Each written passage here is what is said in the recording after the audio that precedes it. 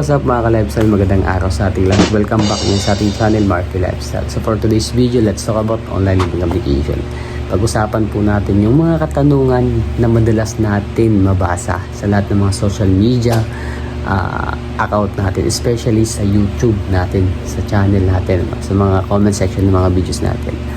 Pero bagong lahat mga ka-lifestyle, alam ko interesado ka, gusto mong malaman yung pag-uusapan natin, please do like and subscribe. Then pakihit na rin yung notification bell na sige ma-notify po kayo sa susunod ng mga interesting video na in-upload po natin, especially about online living application. Dahil alam ko, garantisado, lahat ng mga iniisip mong katanungan is posible o pwedeng dito mo lang malaman sa channel na to. So, ano pang hinintay natin, simulan natin. So, yung mga katanungan na madalas kong nababasa sa mga comment section ng mga videos natin sa YouTube is paano daw sila magbabayad kung yung online living application is wala na sa Play Store. So, ang gawin nyo mga ka-lifestyle is kasi karamihan ng mga online living application ngayon na wala sa Play Store, meron pong link, no? Doon po kayo maghanap or doon po kayo magbayad. I-search nyo lang po yung link nila or search nyo yung name ng online living application sa Google, then posibleng lalabas siya. Ngayon, kung walang link mga ka-lifestyle, yung walang link, wala sa Play Store yung apps, ang gawin nyo, hintayin yung tumawag yung online living application agent, then hingiin nyo yung link kung saan kayo magbayad.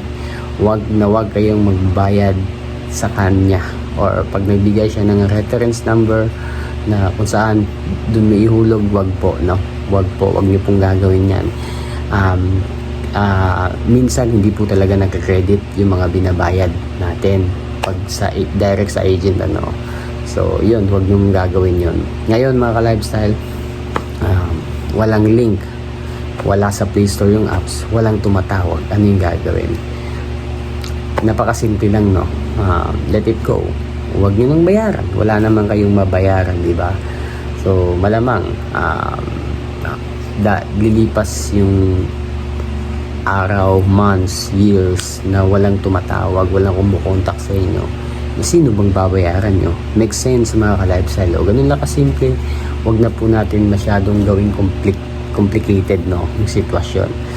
No? Ganun lang ka-basic mga ka-lifestyle. Again, pag wala sa Play Store yung online living application, hanapin nyo yung link, i-search nyo yung pangalan ng online living application sa Google, baka posibleng lumabas yung link. Ngayon, walang link, walang app sa Play Store, hintayin nyo yung tawag ng agent, ano? Doon kayo sa kanya mismo maghingi ng link, sabihin nyo magbabayad kayo, no?